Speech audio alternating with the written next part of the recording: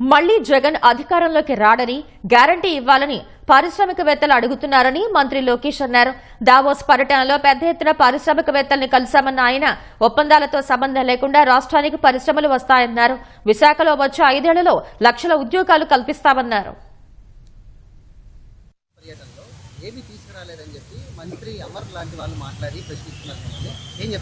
సూటిగా ప్రశ్నిస్తున్నా, మీరు మంత్రిగా ఉన్నప్పుడు మీరు ఏం తీసుకొచ్చారు ఆంధ్రాకి?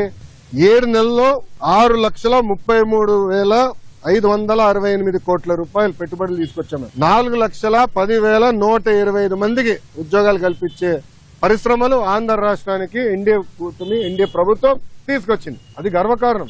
కాగ్నిసెంట్ గురించి కూడా నేను ట్వీట్ పెట్టా కదా, మీకు ఇచ్చిందే, మొన్న ఇచ్చిందే. సాక్షి ఉన్నాడు ఇక్కడ, సాక్షి రాలేదా? ఆయనే రిపోర్టర్ ఆ కేసు, ఆయనకి ఇద్దాం అనుకున్నానే కాగితం. బాబు గారు దావోస్ కి దాదాపు 1997 నుంచి వెళ్తున్నారు.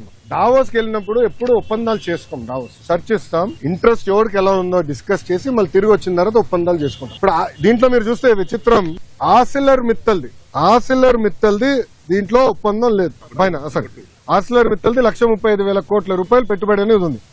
కానీ ఆసిలర్ మిత్తల్ది ఒప్పందం లేదు, ఎంఓయూ లేదు. మాకు ఎంఓయూ లేదు ఆసిలర్ మిత్తల్తో, మాకు ఎలాంటి ఎంఓయూ లేదు. ఎందుకంటే వాళ్ళన్నారు ఎంఓయూ ఎందుకు సార్, డైరెక్ట్ వర్క్కి వెళ్దాం అన్నారు. వాడు మమ్మల్ని తప్పబడతారా? ఇప్పుడు వాళ్ళకి మన మెటీరియల్ టైప్ చేసాం ఎన్ఎండిసి నుంచి, ఎన్వైరన్మెంటల్ క్లియరెన్సెస్ మేము కోఆర్డినేట్ చేస్తాం. వాళ్ళు భూమి ఎత్తికి కూడా భూమి కేటాయింపులు కూడా పూర్తి చేస్తాం. 6-7 నెలల్లో పనులు ప్రారంభించాల లక్ష్యంతో మేము పనిచేస్తున్నాం. ఎన్నికలకు వెళ్లే లోపల ఫస్ట్ ప్రొడక్షన్ అవ్వాలనేది మేము చేస్తున్నాం.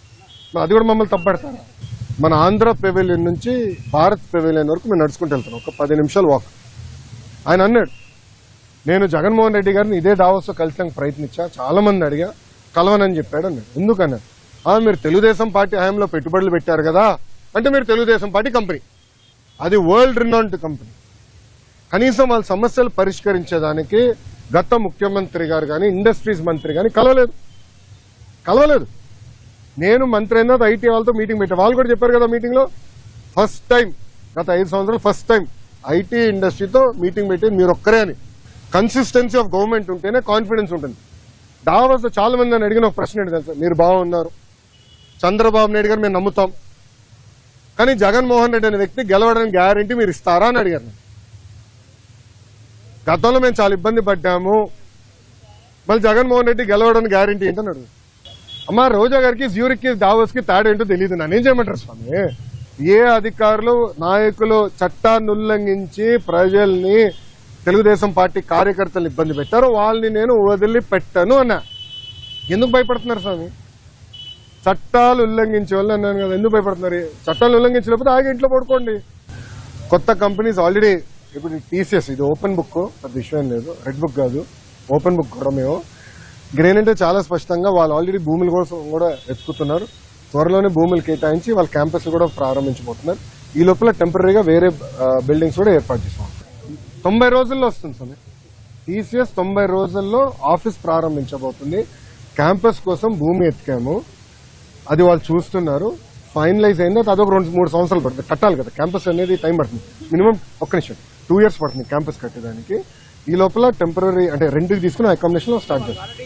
అన్నా, నా అంచనా ప్రకారం 5 సంవత్సరాల్లో కనీసం 5 లక్షల మంది ఐటీ రంగంలో వైజాగ్ లో ఉద్యోగాలు కల్పిస్తాం. 5 లక్షలు.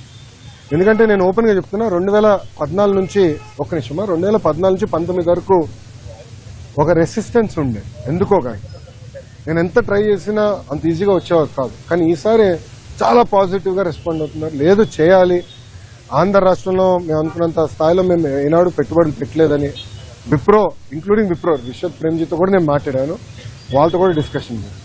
సో అందరు కూడా ఇప్పుడు ఎక్స్పాన్షన్ మోడ్ లో ఉన్నారు. లేదు ఎట్టి పరిస్థితుల్లో వైజాగ్ లో చేయాలని తప్పంతో ఉన్నారు.